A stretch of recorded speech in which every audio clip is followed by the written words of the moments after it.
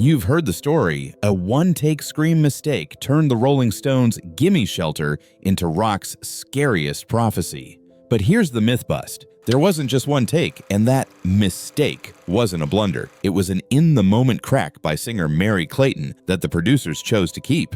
The stakes? That decision shifted the song from swagger to siren. An alarm for a world on fire in late 1969.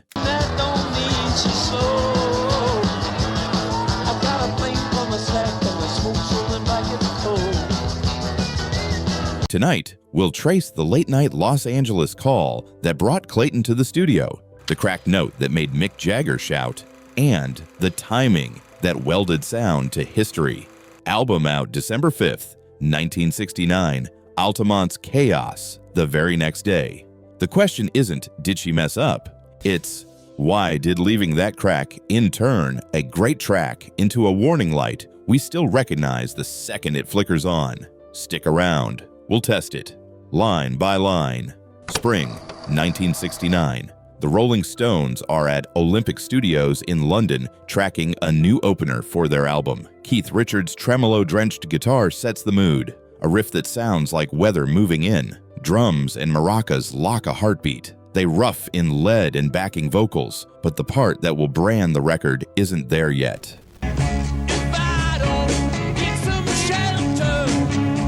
Autumn 1969.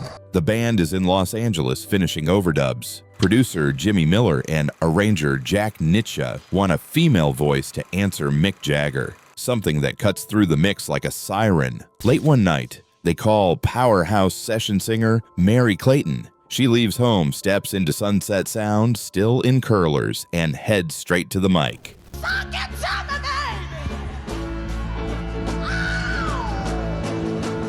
On December 5th, 1969, the Stones release Let It Bleed. Gimme Shelter opens with that creeping guitar and a warning.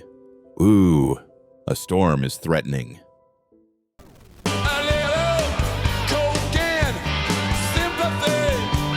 24 hours later, on December 6th, the Altamont free concert turns deadly, and the new song reads like an omen. A year later, the Maysles Brothers documentary, titled Gimme Shelter, cements the link between the sound and the era's unraveling.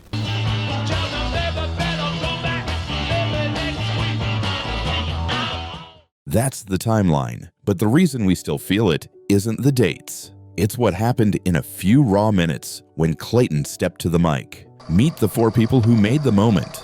Mick Jagger and Keith Richards wrote the song. Composition by Jagger/Richards. Jagger shaping the lyric into a claustrophobic warning. Oh no! Oh no! Richards supplying the Stormfront riff. Producer Jimmy Miller drives the tempo and the feel it in your chest percussion. Arranger Jack Nitzsche argues for a female counter voice to slice the mix.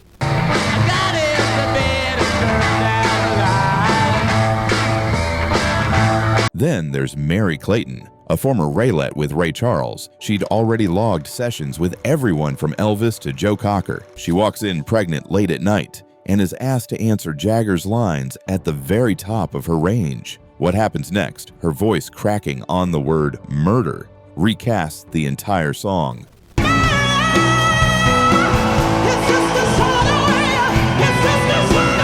One band, one producer, one arranger, and one voice that turns commentary into alarm. That's our cast. Zero in on the artifact. The crack between 2:59 and 3:05.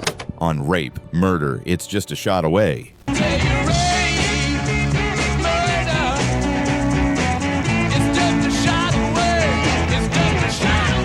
Clayton hits the top note so hard it splinters. In the control room or on the floor, you hear Jagger, "Woo!"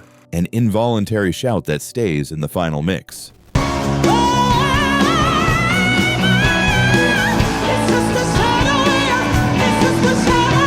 You could erase that. They didn't. The kept crack becomes a built-in siren, a human alarm that says the pitch is past safe. Quick break. Are you subscribed yet? I'm on my way to 1,000 subscribers. Your click really helps. If you're finding this valuable, please subscribe and tap the bell. Thank you. So was it one take? Here's the conflict. In some retellings, the session felt like lightning in a bottle. 1 or 2 passes and done. In others, Clayton recalls being asked to go again after the break. Then the team deciding the cracked take had the emotion they needed. Both accounts can be true. Few passes, different memories, same end choice. Keep the electricity. Shelter, Lord, I'm gonna fade away. Whoa. Another argument. What the song is about. Richard says the riff came from watching weather move in. Storm is threatening. While the world in 1969 supplied the rest. Vietnam headlines, assassinations, fear in American streets. Over time, listeners fused the two. Literal storm as metaphorical one. Critically, the recording, not just the lyric, delivers that meaning. The fragile top note cracking is the moment we stop hearing swagger and start hearing warning.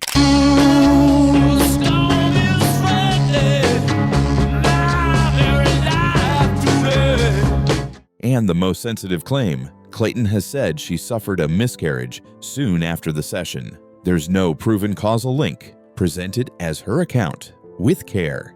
It reminds us that behind a rock myth moment was a human being asked to push her body and voice to the limit in the middle of the night. Disagreement overtakes, evolving interpretations, and a deeply personal aftermath. That's the conflict stack. Let's test the siren theory. We'll run 3 ABs to see how that crack changes the story your ears tell your brain. Most people report higher tension once the crack is foregrounded. The consonants get grainier, the vibrato tightens, and the lyrics' violence feels literal. You're not just hearing off pitch, you're hearing a body at maximum where tone gives way to urgency. That's what emergency alarms do, push past purity to be impossible to ignore. Hear how later singers aim for a controlled shout at the peak. The template isn't the note, it's the fracture. That's the sound audiences expect when the line mentions murder. Final test. Mute everything but tambourine, maracas, and vocal.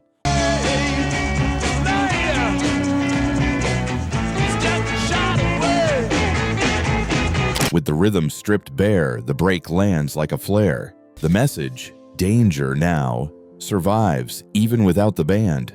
Our ears aren't wrong. The crack flips the chorus from commentary to klaxon.